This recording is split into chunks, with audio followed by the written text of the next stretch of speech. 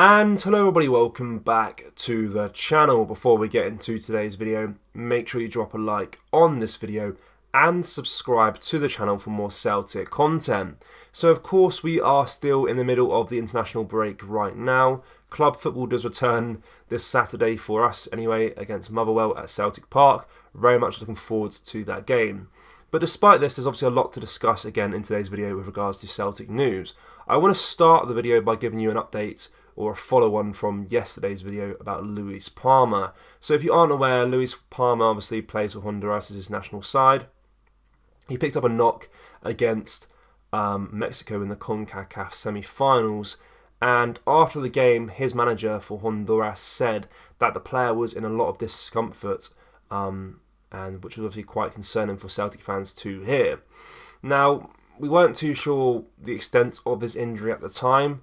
It's not 100% still right now, but we do have a positive update with regards to this injury. So, recently, or today actually, it was released online, a picture of him with the Honduras medical team smiling, obviously in the photo, which just indicate that, you know, the injury is probably not as bad as maybe as first expected from the player or the medical team, which is obviously we can kind of breathe a sigh of relief for that, because we weren't too sure if he'll be out for a long time, like Abada, and stuff like that. And mentioned Abada, we got Maida currently injured, we've got Hatati injured, we've got Abada injured, we've got Kyogo now injured as well. So the last thing we want is a player that's in such good form like Palmer to be injured as well for a long time. So it's still unclear how long exactly he is out for, and it's still unclear if he will be available for the game against Motherwell. We'll have to wait and see for that, but definitely it's not as bad as maybe first anticipated when we first heard the news that he picked up a knock against Mexico. This is obviously good news for us. He needs to stay in good form. Or we need to stay in for good form and stay unbeaten, hopefully in the league, and push on and keep getting the points on the table and try and get another title under our belts. That is the aim for this season. So yeah, Palmer's definitely crucial in those hopes of regaining the title again, and hopefully he's back against Motherwell. But if not, the game after, we'll have to wait and see with regards to that.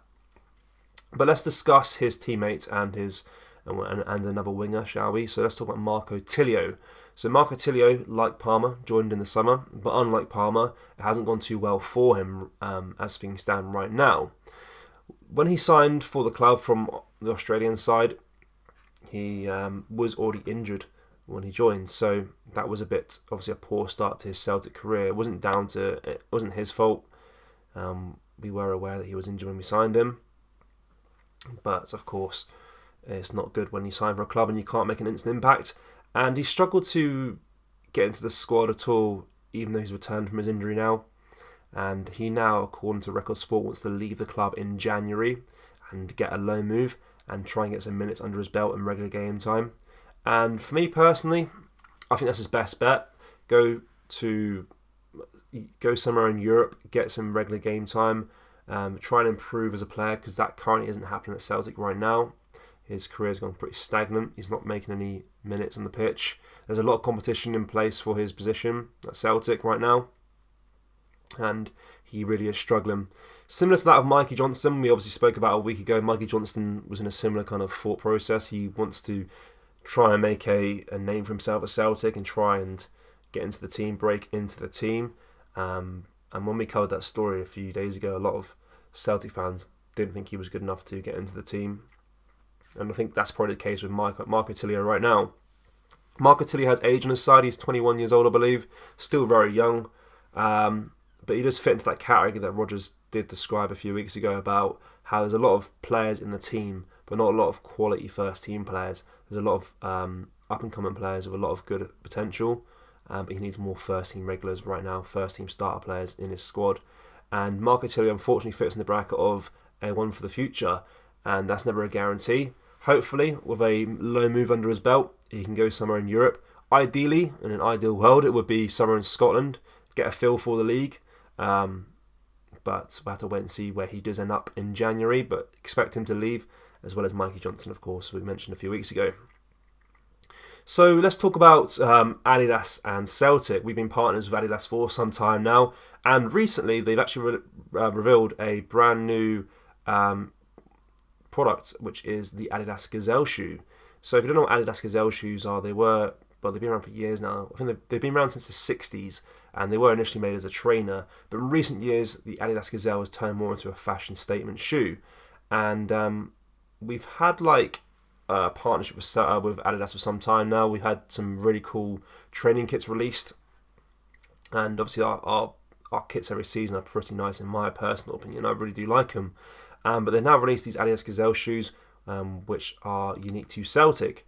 So they've actually released these shoes with a Celtic logo on the tongue. I'll put pictures on the screen so you can see them. And they are available to buy right now at the Celtic Superstore. And the reason I'm covering this story is because I believe it shows a real effort from Adidas to obviously try and create good products for Celtic fans to purchase. I know with a lot of other kit manufacturers, fans aren't really happy with what they receive from them.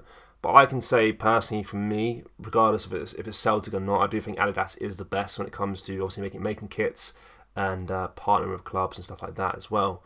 I do think these Gazelle shoes is a cool thing to have as an option to buy, really, because they are very fashionably nice. So they're quite trendy, and obviously they feature the badge as well, and you can kind of support the club when purchasing them, which is cool to see.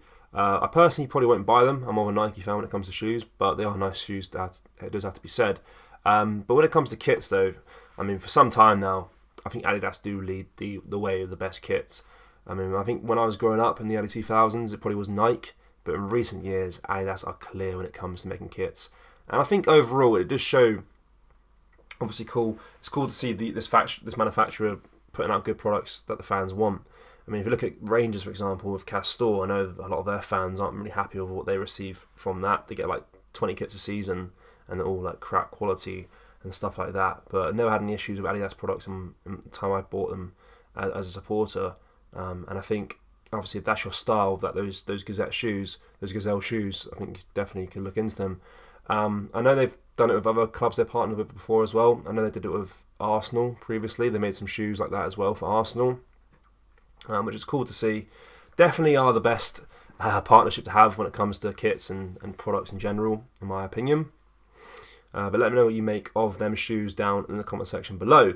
They are available to buy now at the Celtic Superstore. They've been out since Monday, and you can obviously support the club by purchasing them, and obviously get a nice shoes in return. But yeah, let me know what you make of them down in the comment section below. Let me know what you make of the Palmer situation and the Marco Tilio situation as well. And that does bring us to the end of today's video, guys. Make sure you drop a like on this video and subscribe to the channel for more Celtic content. Thank you. Take care. Bye-bye.